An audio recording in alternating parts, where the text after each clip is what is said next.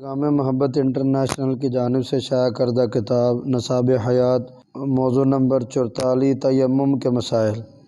اللہ تبارک و تعالیٰ نے قرآن کریم میں ارشاد فرمایا، اور اگر تم بیمار ہو یا سفر پر ہو یا کوئی تم میں سے جائز ضرور رفع حاجت سے آیا ہو یا عورتوں کے پاس گئے ہو، پھر تم پانی نہ پاؤ تو پاک مٹی سے تیمم کر لو اور اسے اپنے منہ پر اور ہاتھوں پر مل لو۔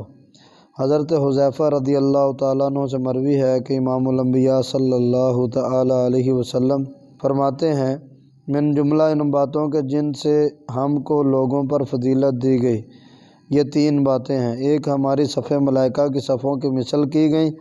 نمبر 2، ہمارے لیے تمام زمین مسجد کر دی گئی۔ نمبر 3، جب ہم پانی نہ پائیں زمین کی خاک ہمارے لیے پاک کرنے والی بنائی گئی۔ حضرت ابو ذر رضی اللہ تعالیٰ عنہ سے روایت ہے، امام الانبیاء علیہ الصلاۃ والسلام نے فرمایا کہ پاک مٹی مسلمان کا وضو ہے، اگرچہ 10 برس پانی نہ پائے۔ جب پانی پائے تو اپنے بدن کو پہنچائے غسل وضو کرے کہ یہ اس کے لیے بہتر ہے۔ حضرت ابو سعید خدری رضی اللہ تعالیٰ عنہ سے روایت ہے، 2 شخص سفر میں گئے، نماز کا وقت آیا، ان کے پاس پانی نہ تھا، پاک مٹی پر تیمم کر کے نماز پڑھ لی، پھر وقت کے اندر پانی مل گیا۔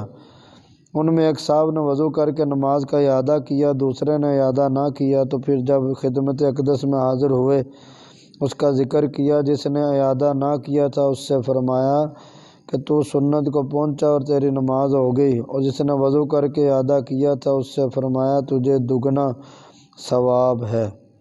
تیمم کے 3 فرض ہیں۔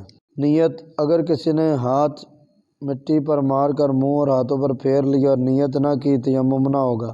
سارے منہ پر ہاتھ پھیرنا، اسی طرح کہ کوئی حصہ باقی نہ رہ جائے، اگر بال برابر بھی کوئی حصہ رہ گیا تیمم نہ ہوگا۔ دونوں ہاتھوں کا کونیوں سمیت مسح کرنا، اس میں بھی خیال رہے کہ ذرہ برابر باقی نہ رہے ورنہ تیمم نہ ہوگا۔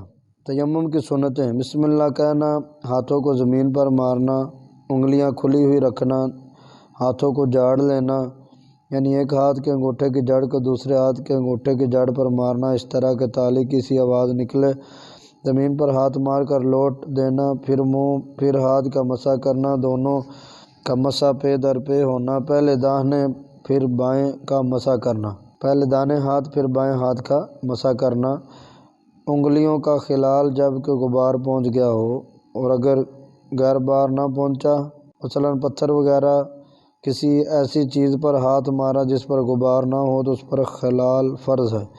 ہاتھوں کے مسح میں بہتر طریقہ یہ ہے کہ بائیں ہاتھ کے انگوٹھے کے علاوہ 4 انگلیوں کا پیٹ ہم ہاتھ کی پشت پر رکھیں اور انگلیوں کے سروں سے کونی تک لے جائیں، اور پھر وہاں سے بائیں ہاتھ کی تیلی سے داہنے کے پیٹ کو مس کرتا ہوا اگلے تک لائیں، انگوٹھے کے پیٹ داہنے انگوٹھے کی پشت کا مسح کرے، یوں ہی داہنے ہاتھ سے بائیں کا مسح کرے، اور ایک دم سے پوری ہتھیلی اور انگلیوں سے مسح کر لیا، تب بھی تیمم ہو گیا۔ تیمم ایسی چیز سے ہو سکتا ہے جو جنس سے زمین سے ہو، اور جو چیز زمین کی جنس سے نہیں اس سے تیمم جائز نہیں۔ جس مٹی سے تیمم کیا جائے اس کا پاک ہونا ضروری ہے، یعنی نہ اس پر کسی نجاست کا اثر ہو، نہ یہ ہو کہ محض خشک ہونے سے اثر نجاست جاتا رہا۔ تیمم کس چیز سے ٹوٹتا ہے؟ جن چیزوں سے وضو ٹوٹتا ہے یا غسل واجب ہوتا ہے ان سے تیمم جاتا رہے گا، اور علاوہ ان کے پانی پر قادر ہونے سے بھی تیمم ٹوٹ جائے گا۔